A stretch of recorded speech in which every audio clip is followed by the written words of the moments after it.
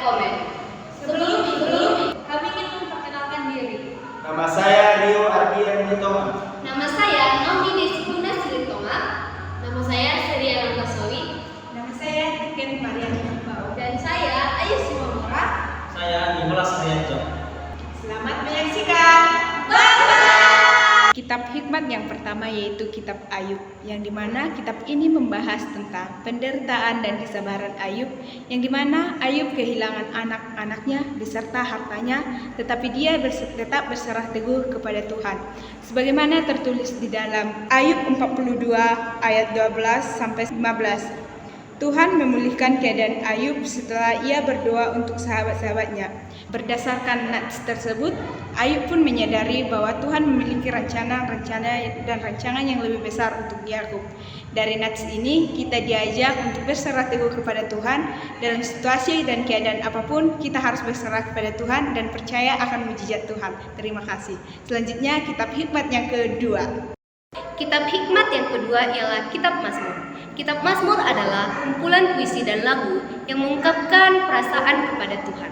Dari kesedihan hingga syukur, Mazmur menunjukkan bagaimana cara kita berbicara dengan Tuhan. David, penulis Mazmur, mengalami suka dan duka, namun ia selalu kembali kepada Tuhan. Begitu juga dengan kita harus selalu kembali dengan Tuhan dengan membaca kitab Mazmur ini. Dan sekarang akan dijelaskan tentang kitab hikmat yang ketiga. Kitab hikmat yang ketiga yaitu Amsal, yang dimana Amsal berisikan tentang nasihat kebijaksanaan dalam hidup sehari-hari, seperti yang diajarkan oleh Raja Salomo tentang kebijaksanaan, kejujuran, dan hubungan dengan orang lain, yang dimana seperti tertulis dalam Amsal 3 ayat 5-6, percayalah kepada Tuhan dengan segenap hatimu dan janganlah menaruh harapanmu pada dirimu sendiri. Dan kitab hikmat yang keempat akan dijelaskan oleh teman saya. Baik, saya akan menjelaskan tentang kitab hikmat yang keempat yaitu Pengkhotbah. Pengkhotbah membahas tentang makna hidup. Raja Salomo mencari kebahagiaan, kekayaan, kesenangan, dan kebijakan. Tapi menemukan semuanya itu sia-sia tanpa Tuhan.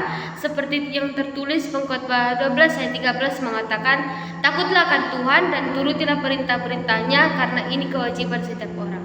Selanjutnya kitab hikmat yang kelima akan dilanjutkan oleh teman saya. Ya, di sini saya akan menjelaskan tentang nama kitab yang kelima yaitu Kidung Agung.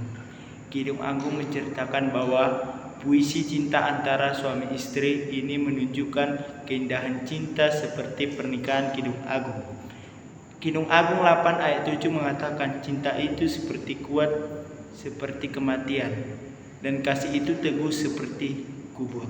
Kesimpulan dari seluruh kitab hikmat akan dijelaskan oleh teman saya. Jadi kesimpulan dari kelima kitab hikmat ini adalah bahwa hidup yang bijaksana hanya kita dapatkan ketika kita dekat dengan Tuhan. Kitab Ayub menunjukkan iman di tengah penderitaan. Mazmur mengekspresikan hubungan pribadi dengan Tuhan dalam setiap emosi. Amsal memberikan pedoman praktis untuk hidup yang benar. Pengkhotbah mengingatkan bahwa segala sesuatu yang kita lakukan sia-sia jika kita tidak berpengharapan kepada Tuhan. Dan Kidung Agung menjelaskan bahwa cinta sejati adalah anugerah yang paling indah yang diberikan Tuhan kepada manusia. Secara keseluruhan, kelima kitab ini menuntun kita untuk hidup dengan iman, kebijaksanaan, kerendahan hati, dan kasih. Karena hanya Tuhan yang bisa memberikan kita makna sejati dalam kehidupan kita. Terima kasih. Demikian penjelasan yang dapat kami terangkan